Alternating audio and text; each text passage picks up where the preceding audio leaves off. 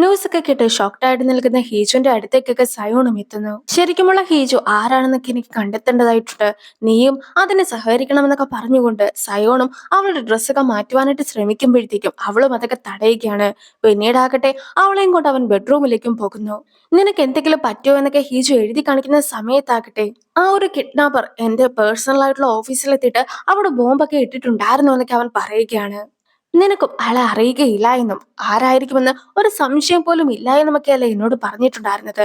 പക്ഷെ അയാൾക്കാകട്ടെ നിന്നെ നന്നായി തന്നെ അറിയാവുന്നതാണ്. ഇത്രയൊക്കെ പറഞ്ഞിട്ട് അവനും പതി അവളുടെ ഡ്രസ്സൊക്കെ മാറ്റുവാനായിട്ട് ശ്രമിക്കുന്നുണ്ടെങ്കിലും അവളാകട്ടെ അവനെ തള്ളി മാറ്റുന്നു. നീ എന്തായി ചെയ്യുന്നേ? അയാൾക്ക് എന്നെ കുറിച്ച് എന്തറിയാമെന്നാണ് നീ പറയുന്നത്? നീയും എന്താണ് ചെക്ക് ചെയ്യുന്നതെന്നൊക്കെ ആയിരുന്നു അവളും ചോദിക്കുന്നത്. ഞാൻ എന്തായി ചെയ്യുന്നത്, എന്താണ് ചെക്ക് ചെയ്തതെന്നൊന്നും തന്നെ നിനക്കറിയുകയില്ല എന്നൊക്കെ അവൻ ചോദിക്കുമ്പോഴത്തേക്കും ഇല്ല എന്ന രീതിക്ക് തന്നെയാണ് അവൾ മറുപടിയൊക്കെ കൊടുക്കുന്നതും. അപ്പോഴേക്കും പാർക്കിന്റെ കോളൊക്കെ വരുന്നത് കാണുന്ന അവനാകട്ടെ അവളുടെ ഡ്രസ്സൊക്കെ നേരെ വെച്ചതിന് ശേഷം അവളോട് ക്ഷമയൊക്കെ ചോദിച്ചിട്ട് പോവുകയാണ്. സംഭവം എന്താന്ന് വെച്ചിട്ടുണ്ടെങ്കിൽ അവരുടെ ഓഫീസിലൊക്കെ ബോംബ് പൊട്ടിച്ചിട്ടുണ്ടായിരുന്നല്ലോ. പക്ഷെ കഴിഞ്ഞ 6 മാസത്തിനിടയ്ക്ക് പല പല സ്ഥലങ്ങളിൽ ഇതുപോലെ ബോംബൊക്കെ പൊട്ടിയിട്ടുണ്ട്. സോ പോലീസും ഇവരുടെ ഓഫീസിലെ കാര്യം കൂടി ചേർത്തിട്ട് ഇതെല്ലാം തന്നെ ഒറ്റ കേസാണെന്നൊക്കെ പറഞ്ഞിട്ടാണ് അന്വേഷണം നടത്തുന്നത്. നമ്മുടെ അവിടെ ബോംബിട്ട ആളും പോലീസ് അന്വേഷിക്കുന്ന ആളും രണ്ടാകുവാനാണ് സാധ്യത. അതുകൊണ്ട് തന്നെ നമുക്ക് നമ്മുടേതായിട്ടുള്ള രീതിക്കൊക്കെ അന്വേഷണം നടത്താമെന്നൊക്കെയാണ് സയോണും പറയുന്നത്. മാത്രല്ല സയോണെ കിഡ്നാപ്പർ കോളൊക്കെ ചെയ്ത സമയത്തായിരുന്നല്ലോ ഇതുപോലെ ബോംബൊക്കെ പൊട്ടിയിട്ടുണ്ടായിരുന്നത്. സോ കിഡ്നാപ്പർ ആയിരിക്കുകയില്ല, കിഡ്നാപ്പറുടെ കൂടെ മറ്റാരെങ്കിലും ഒരാൾ കൂടി കാണും. അയാളായിരിക്കും ഇതൊക്കെ ചെയ്തിട്ടുണ്ടാവുക എന്നൊക്കെ സയോണും സംശയിക്കുന്നു. പോലീസ് ആകട്ടെ സയോണെ ഫോണൊക്കെ വിളിച്ച് ഭീഷണിപ്പെടുത്തുന്ന ആളുടെ റെക്കോർഡിംഗ് ഒക്കെ ചോദിച്ചിട്ടുണ്ട്. പക്ഷെ സയോൺ ആകട്ടെ അത് അയച്ചു കൊടുക്കാനായിട്ട് സാധിക്കുകയില്ല. കിഡ്നാപ്പർ കറക്റ്റായിട്ട് പറഞ്ഞ കാര്യങ്ങളായിരുന്നില്ല ചാനലിൽ കാണിച്ചിട്ടുണ്ടായിരുന്നത്. മറിച്ച് സയോൺ എഡിറ്റ് ചെയ്തിട്ടുണ്ടായിരുന്ന വേർഷൻ ആയിരുന്നു. സോ പോലീസിന്റെ കയ്യിൽ ആ ഒരു കോൾ റെക്കോർഡിംഗ് ഒന്നും തന്നെ കൊടുക്കാനായിട്ട് പാടില്ല എന്നൊക്കെ സയോൺ പ്രത്യേകമായിട്ട് പറയുന്നതെല്ലാം തന്നെ ഹീജോയും കേൾക്കുന്നു. അതായത് ഈ ഒരു കിഡ്നാപ്പർ എവിടെയാണെങ്കിലും ആളൊന്ന് പേടിപ്പിക്കുവാനായിട്ടെന്ന രീതിക്കായിരുന്നു ഇതുപോലെ റെക്കോർഡ് ചെയ്തതിന്റെ പല ഭാഗങ്ങൾ കൂട്ടി യോജിപ്പിച്ചൊക്കെ ചാനലിന് അവൻ കൊടുത്തിട്ടൊക്കെ ഉണ്ടായിരുന്നത്. ഹീജുവിന്റെ ഫോൺ ആരെങ്കിലും ഹാക്ക് ചെയ്തിട്ടുണ്ടോ എന്നൊക്കെ അറിയുവാനായിട്ട് അവളുടെ ഫോണൊക്കെ ആവശ്യമായിട്ടുണ്ടെന്നൊക്കെ പറഞ്ഞിട്ട് അവളുടെ ഫോൺ മേടിക്കുകയാണ് അവനും. മാത്രമല്ല അവളോട് ഒരിടത്തേക്കും പോകാതെ വീട്ടിൽ തന്നെ ഇരിക്കണമെന്ന് പറയുന്നുമുണ്ട്. അവളും അവളുടെ ഫോണിൽ പ്രൈവറ്റ് ആയിട്ട് എടുത്തിട്ടുണ്ടായിരുന്ന ഫോട്ടോസൊക്കെ കിഡ്നാപ്പറും ഹാക്ക് ചെയ്ത് എടുത്തതാണോ എന്ന സംശയമൊക്കെ ഉള്ളത് കൊണ്ടാണ് സൈൻ ഇതുപോലെ ഫോൺ കൊണ്ടുപോയതെന്ന കാര്യമൊക്കെ അവൾക്ക് മനസ്സിലാകുന്നുണ്ട്. സോ അവളാകട്ടെ കിഡ്നാപ്പറുടെ ഫോൺ എടുത്തിട്ട് അതിലുണ്ടായിരുന്ന ഫോട്ടോസ് എല്ലാം തന്നെ ഡിലീറ്റ് ചെയ്യുന്നു. മാത്രമല്ല ഫോണും സ്വിച്ച് ഓഫ് ആക്കി വെക്കുന്നുണ്ട്. സയോന്റെ അച്ഛനും ഹീജുവിന്റെ അച്ഛനും ഒന്നിച്ചു നിന്ന് ഫയറിംഗ് ഒക്കെ പ്രാക്ടീസ് ചെയ്യുകയാണ്. ഹീജുവിന്റെ അച്ഛൻ എന്ന് പറയുന്നത് ഹീജുവിന്റെ വളർത്തച്ഛനാണ്. സയോന്റെ അച്ഛന് പ്രസിഡന്റ് ആക്കുവാനായിട്ടൊക്കെ ആഗ്രഹമുണ്ടല്ലോ. സോ അതുമായിട്ട് ബന്ധപ്പെട്ട എല്ലാ ഇലക്ഷൻ വർക്കും ചെയ്യുന്നത് ഹീജുവിന്റെ അച്ഛനാണ്. സോ അതിന് ഹീജുവിന്റെ അച്ഛന്റെ അടുത്ത് നന്ദിയൊക്കെ പറയുകയാണ് സയോന്റെ അച്ഛനും.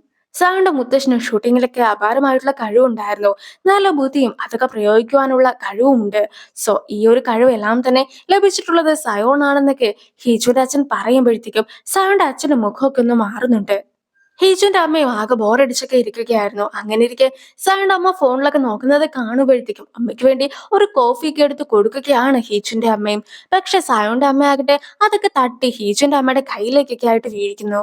അപ്പോൾ തന്നെ അവിടേക്ക് ഓടി വന്നിട്ടുണ്ടായിരുന്ന സയോന്റെ അച്ഛൻ ഹീജുവിന്റെ അമ്മനെ ഹെൽപ്പ് ചെയ്യുന്നൊക്കെയുണ്ട്.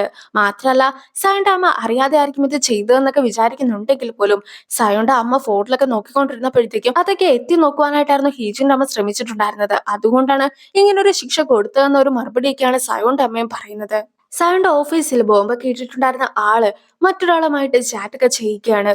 അതിൽ ചാറ്റ് ചെയ്യുന്ന ആളുടെ പേര് മാസ്റ്റർ എന്നാണ് എഴുതിയിട്ടൊക്കെ ഉള്ളത്. അതായത് ഈ ഒരു മാസ്റ്റർ അറിയാതെയൊക്കെ ആയിരുന്നു അവനും തനിയെ സ്വന്തം ഇഷ്ടപ്രകാരം ബോംബൊക്കെ വെച്ചിട്ടുണ്ടായിരുന്നത്. സോ ഇനി ഒരിക്കലും അങ്ങനെയൊന്നും ചെയ്യുവാനായിട്ട് പാടില്ല എന്നൊക്കെയാണ് മാസ്റ്ററും അവനോട് പറയുന്നത്. മാത്രമല്ല അവന്റെ ആ ഒരു മാസ്റ്റർ ഒരു ദൗത്യം കൂടി അവനെ ഏൽപ്പിക്കുകയാണ്. സയോന്റെ കയ്യിൽ ഹീജോന്റെ ഫോണൊക്കെ ഉണ്ടല്ലോ. സോ അവനാകട്ടെ ആ ഒരു ഫോണിലുണ്ടായിരുന്ന മെസ്സേജസ് ഒക്കെ എടുത്തു നോക്കുകയാണ്. അപ്പോഴാണ് സങ്ങുവിന്റെ മെസ്സേജസ് ഒക്കെ അവനും കാണുന്നത്. ആ ഒരു ചാറ്റൊക്കെ അവൻ എടുത്തു നോക്കുമ്പോഴത്തേക്കും നിന്നെ വീണ്ടും കട്ടുമുട്ടിയപ്പോൾ ആകട്ടെ പഴയ കാര്യങ്ങളൊക്കെ എനിക്ക് ഓർമ്മ വന്നു എന്നൊക്കെ പറഞ്ഞിട്ട് അവൻ അയച്ചു കൊടുത്തിട്ടുണ്ടായിരുന്ന ഒരു ഫോട്ടോ ഒക്കെ നോക്കുകയാണ് സയോണും. അതിലാകട്ടെ നൂറി ഡ്രീം സെന്റർ എന്ന ഒരു പേരും കൂടി സയോൺ ശ്രദ്ധിക്കുകയാണ്. സാങ്വുവും പ്രോഗ്രാമൊക്കെ അവതരിപ്പിക്കാനായിട്ട് പോവുകയാണല്ലോ. സോ അതിന്റെ ഒരു ഡിസ്കഷനൊക്കെ നടക്കുകയാണ്. ഈ ഒരു സമയത്താകട്ടെ സാങ്വു ഇതുവരെ സ്വന്തം ചാനലിലൂടെ വെളിപ്പെടുത്താത്ത എന്തെങ്കിലും സത്യമൊക്കെ അവന് പറയുവാനായിട്ടുണ്ടോ എന്നൊക്കെ ഒരാളും ചോദിക്കുകയാണ്. സാങ്വുവും നൂറി ഡ്രീം സെന്റർ എന്ന പേരുള്ള ഒരു ഓർഫനേജിലൊക്കെ ആയിരുന്നു ജീവിച്ചിരുന്നത്. 20 വർഷം മുമ്പ് ആ ഒരു സെന്ററൊക്കെ ഉണ്ടായിരുന്ന സ്ഥലത്ത് ഒരു വലിയ കൊട്ടാരം പോലത്തെ ഒരു വീടൊക്കെ ഉണ്ടായിരുന്നു. വളരെ കാശുകാരൊക്കെ ആയിരുന്നു അവിടെ താമസിച്ചു വന്നിരുന്നതും. ഒരു ദിവസമാകട്ടെ സോളിൽ നിന്നും ആ ഒരു വീട്ടിലൊക്കെ താമസിക്കുവാനായിട്ട് ആ ഒരു കുടുംബത്തിലെ ഇളയ കുട്ടിയൊക്കെ വന്നിട്ടുണ്ടായിരുന്നു. ആ വീട്ടിലെ ഒരു മുറി നിറയെ കളിപ്പാട്ടമൊക്കെ ഉണ്ടായിരുന്നു. ഞങ്ങൾ രണ്ടുപേരും ഒരുമിച്ചായിരുന്നു അതൊക്കെ കളിച്ചുകൊണ്ടിരുന്നത്. അങ്ങനെ ഇരിക്കെ ഒരു ദിവസം ഞാൻ വളരെ ഞെട്ടിപ്പിക്കുന്നു എന്നൊക്കെ അവിടെ കണ്ടിട്ടുണ്ടായിരുന്നു എന്നൊക്കെ പറയുകയാണ് അവനും. അത്രയും നാളും അവൻ കളിച്ചുകൊണ്ടിരുന്ന ആ ഒരു മുറിയൊക്കെ കണ്ടിട്ട് എന്തോന്ന് പേടിച്ചിട്ട് അവനും അവിടെ നിന്നും ഓടി രക്ഷപ്പെടുകയൊക്കെയായിരുന്നു ചെയ്തിട്ടുണ്ടായിരുന്നത്. പക്ഷേ എന്താണ് അവിടെ കണ്ടതെന്ന് മാത്രം അവൻ പറയുന്നില്ല. അവിടെ ഉണ്ടായിരുന്ന എല്ലാവരും തന്നെ വളരെയധികം ആകാംക്ഷയോടെ എന്താണ് നടന്നതെന്നൊക്കെ ചോദിക്കുന്നുണ്ടെങ്കിൽ പോലും അവൻ അത്യാവശ്യമായിട്ട് ഒരിടം വരെ പോകുവാനുണ്ടെന്നൊക്കെ പറഞ്ഞു പോകുന്നു. എന്തായാലും സാൻ ഫോണിൽ കണ്ടിട്ടുണ്ടായിരുന്ന നോറി ഡ്രീം സെന്റർ എന്താണ് എന്നൊക്കെ അവനും ഒന്ന് ചെക്ക് ചെയ്തൊക്കെ നോക്കുകയാണ്. മാത്രല്ല സാങ്വുവും ഒരിടത്ത് പോയിട്ട് നമുക്ക് ലഞ്ചൊക്കെ കഴിക്കാമെന്ന് പറഞ്ഞിട്ട് അവൾക്ക് അയച്ചിട്ടുണ്ടായിരുന്ന ലൊക്കേഷനും അവൻ കണ്ടിട്ടൊക്കെ ഉണ്ടായിരുന്നു. സ്ഫോടനം നടത്തിയ ആളാകട്ടെ വലിയൊരു സ്ഫോടനമൊക്കെ നടത്തുവാനായിട്ടായിരുന്നു പ്ലാൻ ചെയ്തിട്ടുണ്ടായിരുന്നത്. പക്ഷെ അയാൾ ഉണ്ടാക്കിയിട്ടുണ്ടായിരുന്ന സാധനങ്ങൾ അത്രത്തോളം ആക്റ്റീവ് അല്ലാതിരുന്നത് കൊണ്ട് മാത്രമാണ് വലിയൊരു സ്ഫോടനമൊക്കെ ഒഴിവാക്കി കിട്ടിയിട്ടുണ്ടായിരുന്നത്. നിങ്ങളെ ആരെങ്കിലും ഭീഷണിപ്പെടുത്തുന്നൊക്കെ ഉണ്ടെങ്കിൽ അത് കണ്ടെത്തേണ്ട ഉത്തരവാദിത്വം എനിക്കുള്ളതാണ്. അതുകൊണ്ട് തന്നെ ഞാനും എത്രയും വേഗം അയാളെ കണ്ടെത്തുന്നതായിരിക്കുമെന്നൊക്കെ പാർക്കും സയോണിന്റെ അടുത്തൊക്കെ പറയുന്നു. സനുവോ പറഞ്ഞിട്ടുണ്ടായിരുന്ന റെസ്റ്റോറന്റിന്റെ പേരൊക്കെ സെർച്ച് ചെയ്ത് നോക്കുകയായിരുന്നു സയോണും. അപ്പോഴാണ് യൂറിയും പതിവായിട്ട് അയക്കുന്ന കുറെ മെസ്സേജസ് ഒക്കെ അവനും അയക്കുന്നത്. നേരത്തെ പറഞ്ഞിട്ടുണ്ടായിരുന്നത് പോലെ തന്നെ സംഘവും ഹീജുവും ഒന്നിച്ച് ഫുഡൊക്കെ കഴിക്കുകയാണ്. അപ്പോഴാണ് യൂറിയും അതേ റെസ്റ്റോറന്റിലേക്കൊക്കെ വരുന്നത്. യൂറിയും ആകെ ഹാപ്പി ആയിട്ടൊക്കെ ഇതേ റെസ്റ്റോറന്റിലേക്ക് കടന്നു വന്ന് കഴിയുമ്പോഴത്തേക്കും അവിടെ ഇരിക്കുന്ന സാങ്വുവിനെയും ഹീജുവിനെയും കാണുകയാണ്.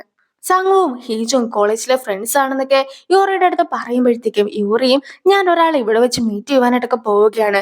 പിന്നെ അയാൾ വരുന്ന സമയത്ത് നിങ്ങൾ ആരും തന്നെ അയാളെ സൂക്ഷിച്ചൊന്ന് നോക്കിയേക്കരുത്. അതൊക്കെ ആൾക്ക് ബുദ്ധിമുട്ടൊക്കെ ഉണ്ടാക്കുമെന്നൊക്കെ പറഞ്ഞിട്ട് ഫുഡ് കഴിക്കുവാനായിട്ട് പോയിരിക്കുന്നു. ഇനി സയോണും ഇതേ റെസ്റ്റോറന്റിലേക്കൊക്കെ വരുന്ന സമയത്ത് യൂറിയും വളരെ ഉറക്കെയൊക്കെ അവനെ വിളിക്കുന്നൊക്കെ ഉണ്ട്. അത് കേൾക്കുമ്പോഴത്തേക്കുമാണ് ചുറ്റുമുള്ള എല്ലാവരും ആരാണ് വന്നിട്ടുള്ളതെന്നൊക്കെ ശ്രദ്ധിക്കുന്നത്. അവനെ കണ്ട് കഴിയുമ്പോഴാകട്ടെ എന്തായാലും അവനായിട്ട് എന്നെ അറിയാമെന്നൊന്നും ആരോടും പറയിക്കില്ല. അതുകൊണ്ട് തന്നെ അവൻ അധികം ശ്രദ്ധിക്കാത്ത രീതിക്കൊക്കെ ഇരിക്കാമെന്ന് പറഞ്ഞിട്ട് മുഖമൊക്കെ മറച്ചിരിക്കുകയായിരുന്നു ഹീജുവും. പക്ഷെ സയോണാകട്ടെ നേരെ വന്നിട്ട് ഹീജുവിന്റെ മുമ്പിൽ നിന്നിട്ട് ഹീജുവിനോടൊക്കെ സംസാരിക്കുന്നു. സ്ഫോടനമൊക്കെ നടന്ന റൂമിന്റെ വെളിയിലൊക്കെ കുറെ അധികം പോലീസുകാരൊക്കെ നിൽപ്പുണ്ട്. പാർക്കാകട്ടെ പോലീസിന്റെ അടുത്ത് എന്തൊക്കെയായി കാര്യങ്ങൾ എന്നൊക്കെ അന്വേഷിക്കുന്നുണ്ട്. അവർക്ക് ഇതുവരെയായിട്ടും വലിയ തെളിവൊന്നും തന്നെ ലഭിച്ചിട്ടൊന്നുമില്ല. മാത്രമല്ല ഹൈറാങ്കുള്ള ഏതോ ഒരു ഉദ്യോഗസ്ഥന്റെ ഓഫീസൊക്കെയാണ് അതേന്ന് മാത്രമേ പോലീസിനെ അറിയിക്കുള്ളൂ. അല്ലാതെ സയോന്റെ ഓഫീസ് ആണെന്ന് പോലും അവർക്ക് അറിയിക്കില്ല. അവരും ഇത് ആരുടെ ഓഫീസാണെന്നൊക്കെ പാർക്കിന്റെ അടുത്ത് ചോദിക്കുന്നുണ്ടെങ്കിലും പാർക്ക് അതൊക്കെ രഹസ്യമാക്കി വെക്കുന്നു. അപ്പോഴാണ് മറ്റൊരു സ്ഫോടനത്തിന്റെ ശബ്ദം കൂടി അവർ കേൾക്കുന്നത്. അതായത് ഇവരുടെ ഓഫീസിന് വെളിയിലായിട്ട് കുറച്ച് പെട്ടികളും മറ്റൊക്കെ വെച്ചിട്ടുണ്ടായിരുന്നു. അവിടെയാണ് സ്ഫോടനമൊക്കെ നടന്നിട്ടുള്ളത്. പാർക്കും വെളിയിലേക്കൊക്കെ ഇറങ്ങിച്ചെന്ന് നോക്കുമ്പോഴത്തേക്കും അവിടെ വെച്ച് ഒരാളെ കാണുകയാണ്. സോ പാർക്കാകട്ടെ അയാളുടെ പിന്നാലെയൊക്കെ ഓടിയിട്ട് അയാളെയും പിടികൂടുന്നു. ആ ഒരു സീനോട് കൂടി ഈ ഒരു വീഡിയോ അവസാനിക്കുന്നു. അടുത്തൊരു വീഡിയോ ആയിട്ട് ഇത്രയും വേഗം കാണാം. ബൈ.